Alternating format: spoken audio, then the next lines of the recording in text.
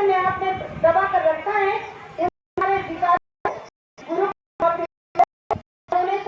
आने गुरु चरणों में चढ़ा दो और उसके बदले में केवल एक ही नेक कामना रखो कि हे मालिक, हे परम पिता परमात्मा, जो रास्ता आपने दिया है उस पर चलने की मुझे शक्ति दो।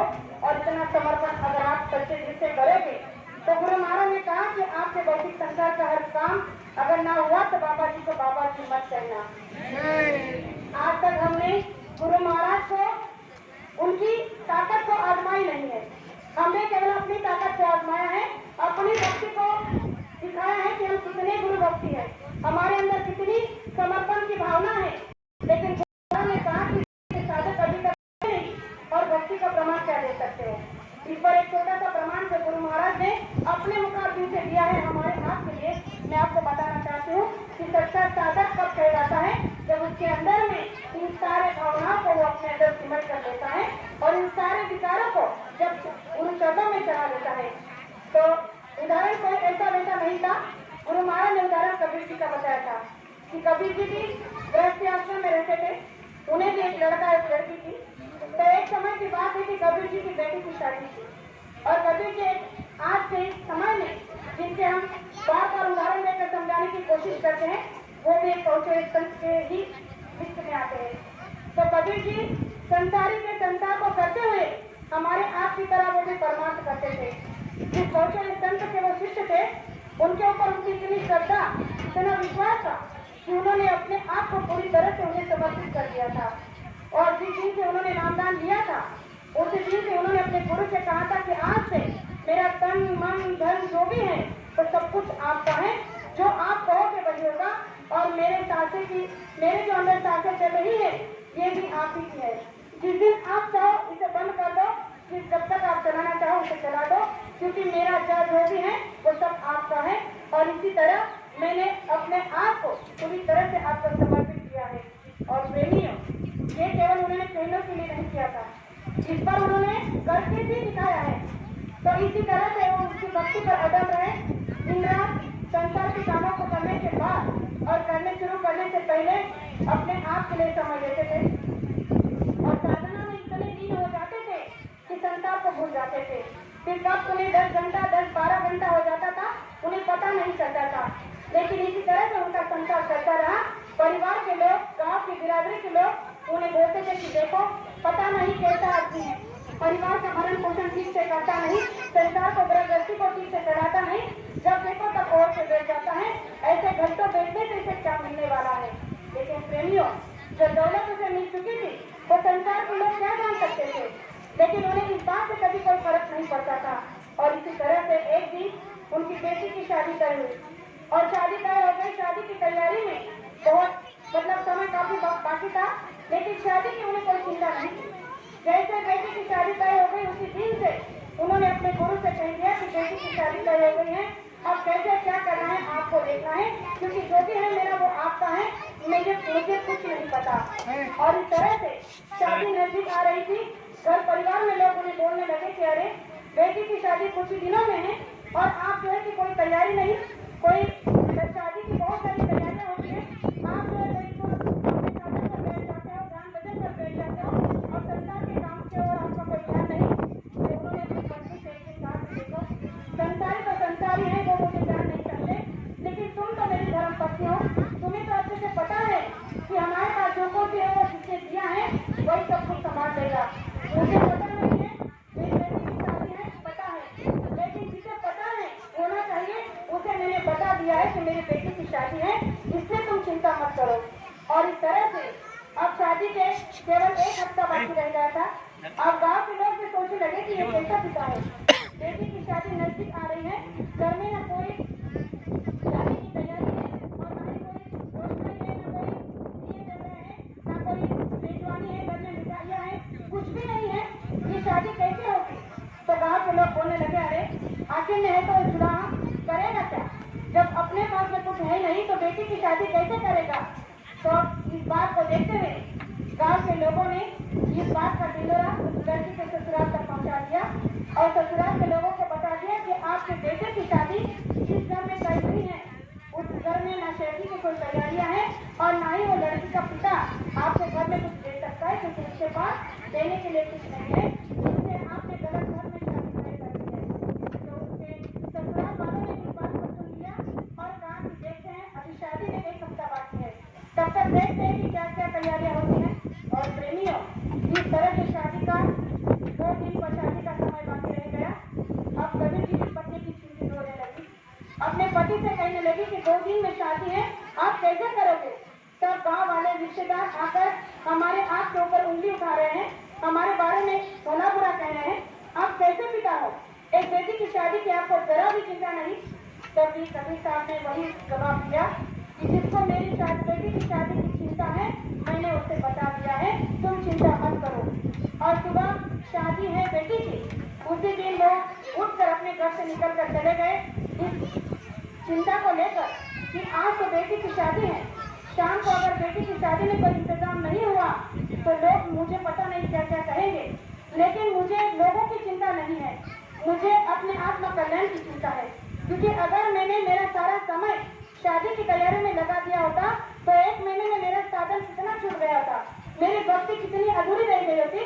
और कहा जाता है कि अगर 1 दिन में आपका वजन नागा हो गया तो आप 1 महीने के लिए पीछे हो सकते हो। अगर मैं 1 महीने से तैयारी करता तो मैं 1 साल पीछे रह जाता।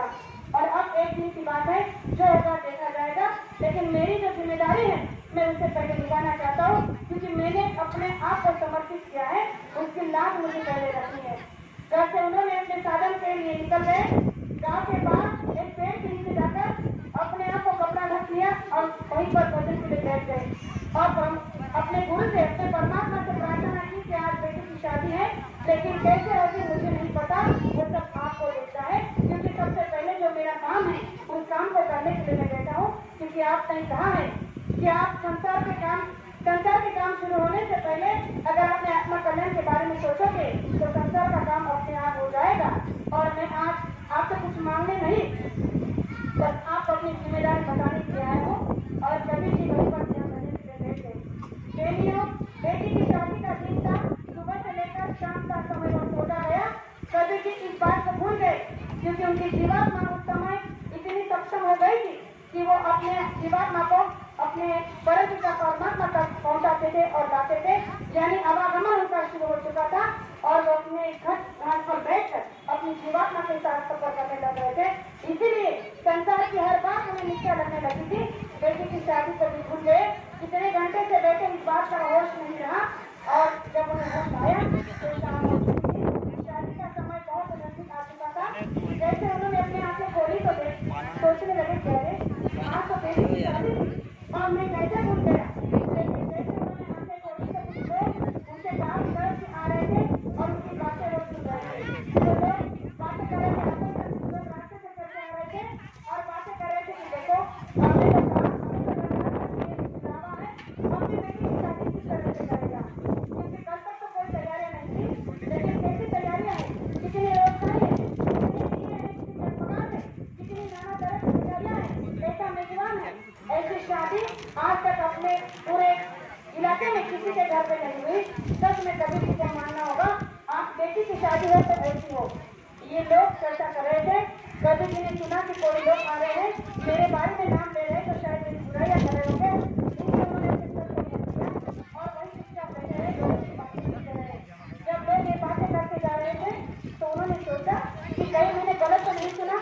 अरे मुझे पता है कि आज मेरी बेटी की शादी थी और मैंने कोई भी तैयारी नहीं की थी। मैं यहाँ तक भूल गया कि आज मेरी बेटी की शादी है और ये लोग क्या कह रहे हैं। चलो जाकर देखना होगा कि आखिर में असलियत क्या है। जैसे ही कबीर जी अपने घर पहुंचे तो देखते हैं कि सामने जो रोशनी उन्होंने देखा, जो मंडप उन्होंने देखा, जो बेटी की शादी की तैयारी देखी, तो एक बार सोचने लगे कि ये मेरा ही घर है किसी और का।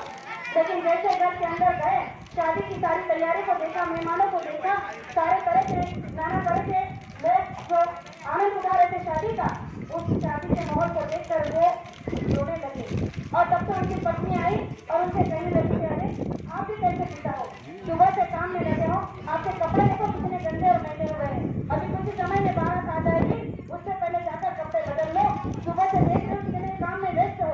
मुझे तो लग रहा था कि शादी की आपको कोई चिंता ही नहीं, लेकिन सुबह से देख रही हूँ आप एक पल के लिए भी अपने हाथ से काम नहीं छोड़ रहे हैं। आप पूरा काम होती है जाकर जल्दी से कपड़े बदल दो। जैसे उनकी पत्नी ने ये वाक्य उनके लिए कहा तो वो रोने लगे, क्योंकि उनको पता था कि वो तो घर में थे ही नहीं, उनकी जगह पर काम करने वाला उनका संसद गुरु था। तो उन्होंने जाकर गुरु के सामने नतमस्तक हुआ और कहने लगे कि ये होती है गुरु की परीक्षा लेने का समय और ये होती गुरु दक्षिणा। आपने मेरी गुरु दक्षिणा में मुझे इतना बड़ा इनाम दे दिया कि मेरे उपस्थिति में आपने खुद आकर मेरी बेटी की शादी की सारी व्यवस्थाएं कर दी। ऐसे गुरु के लिए तो शरीर का कतरा कतरा भी बहादुर शोभित काम है। और प्रेमियों, जब वो रोने लगे गुरु के सामने तो उसकी पत्नी भी, साधक की पत्नी थी, वो जान गई कि ये कार्य किसने किया है। तो जाकर पति से कहने लगी कि मैं सब जानती हूँ, रोने की या बताने की जरूरत नहीं है, जितने भी ये किया है वो हमारे परमपिता परमात्मा है और दुनिया को पता न चले, इसीलिए अब जैसा है वैसा करने दो। और उस समय कवि जी ने अपने कपड़े बदल कर बेटी का कन्यादान किया। प्रेमियों, इस दृष्टांत को गुरु महाराज ने सत्संग के माध्यम से इसलिए हम आप लोगों को बताया है कि भक्ति केवल करने और दिखाने की चीज नहीं है। जो रास्ता हमें मिला है इस पर चलने की सच्चाई और ईमानदारी के साथ कोशिश करो, न कि हमारा नाम हमारा सम्मान करने के लिए। गुरु महाराज ने कहा कि अरे ये नाम, उनका नाम आप लोग क्यों ले रहे हैं, क्योंकि उन्होंने भक्ति के रास्ते पर, भक्ति के पथ पर अपने आप को इस तरह से सिद्ध करके दिखा दिया कि एक साधक के लिए ये बहुत जरूरी है। तो गुरु महाराज ने कहा कि आप भी एक साधक बन सकते हो, लेकिन कब, जब आप गुरु के प्रति ईमानदार और मेहनती हो सकते हो। मेहनत तो संसार के लिए दिन रात कर रहे हैं, लेकिन क्या मिल रहा है, जितना कमा रहे हैं उतना कम पड़ रहा है। तो गुरु महाराज ने कहा कि अगर ये आपकी रूहानी ताकत, रूहानी कमाई अगर आपकी ताकत बन जाएगी तो संसार से आपको एक फल मिलेगी या किसी से मांगने की या चोरी चलाने की जरूरत नहीं पड़ेगी, क्योंकि ध्यान भजन में वो ताकत है जो संसार की किसी भी व्यक्ति के पास में या किसी भी दौलत के पास में नहीं है। प्रेमियों, ये सत्संग की रैलियां हम बड़े सौभाग्यशाली से मिल रही है। इसका एक ही लाभ उठाओ कि जब सत्संग में रैली में चलो तो गुरु महाराज से यही प्रार्थना करो कि जो बड़ी आपको चलाना है केवल हमारे अंदर विश्वास हो, इससे हम कभी देंगे नहीं। इसका प्रमाण मैं आप सुनती हूँ, जिस तरह से कबीर जी ने अपनी बेटी की शादी का प्रमाण हमारे आपके लिए रखा है। अगर मैं अपने बेटे की शादी का प्रमाण रखूं तो पता नहीं कितना समय यहाँ निकल जाएगा, लेकिन अनुभव उनका कम नहीं होगा जो गुरु महाराज ने किसी और को नहीं किया है। इसलिए मैं किसी और की बात बताना नहीं चाहती। अगर आप सब कुछ उनके चरणों में समर्पित कर दोगे तो आपको कभी किसी के सामने गोली बजाने की या किसी के सामने हाथ जोड़ने की जरूरत नहीं पड़ेगी। दादा कृष्णा कहते हैं, आज इतना ही कहना चाहिए कि हम सभी गरीब लोग हैं, हमारी भक्ति ऐसी होनी चाहिए कि भक्ति को देखकर स्वयं गुरु को अपने सामने नतमस्तक होना चाहिए। तो जो बातें आपके सामने